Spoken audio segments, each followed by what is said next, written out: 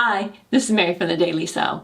In garment construction, you're going to see the terms stay stitch, understitch, basting stitch. And in this short video, you're going to learn all about them. So if you're ready, let's go. The stay stitch. It's a straight stitch of normal length and sewn 1/8 of an inch in from the seam line into the seam allowance. When to use it. Before you pin or baste or sew, a line of stay stitching is sewn to the edges of the garment pieces that could lose their shape due to handling or while being sewn, usually curved necklines or diagonal edges. Whatever your seam allowance is, move the fabric over 1/8 of an inch away from the seam line when you go to sew it, so you're sewing inside the seam allowance. If your seam allowance is 5/8 of an inch, which is typical, you would stitch at 1/2 an inch in from the cut edge. Stay stitching will also act as a guideline after it's sewn for sewing the curved edge and for clipping. When you clip the curved edge, you'll clip up to the stay stitch.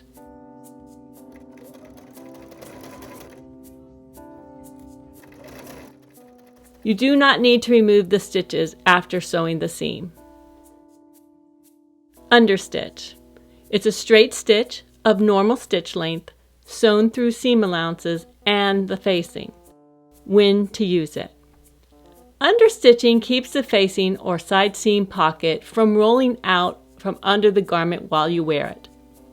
After sewing the facing onto the garment piece, you want to press the seam allowance open and then both of the seam allowances toward the facing.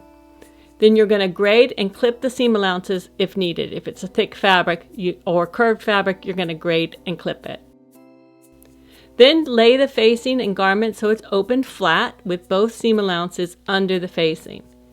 If your machine needle can be moved to the right, then you want to line up the notch or the opening in the presser foot with the seam and then move the needle slightly over toward the right so that you're sewing on the facing and not on the garment piece. If your needle doesn't move, well then, just line up the foot so that you are sewing through the facing and the seam allowances close to the seam line. Here's the seam line. You want to sew next to the seam line, not on the seam line. Sewing the facing to the seam allowance is what anchors the facing to the inside of the garment, keeping it from coming out when you're wearing it. When done, flip the facing under the garment section and press again. This is the understitch done on the inside of the garment. And when you flip the facing up, you can see the seam allowances attached to the facing. The two lines of stitching are the understitch and the stay stitch. Basting stitch. This is a straight stitch, extra long stitch length, and it is temporary. When to use it. Basting stitches help you keep the pieces or seams in position while you are sewing something else. This is really good for inserting zippers or when a detail needs to be attached into a seam like a back yoke loop. Since they are meant to be temporary, there's no need to back tack.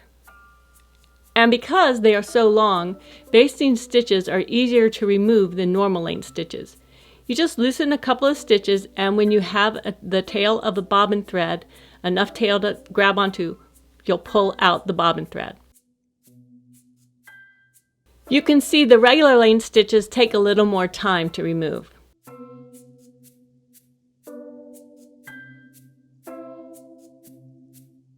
Basting is great for checking the fit of a garment as you sew.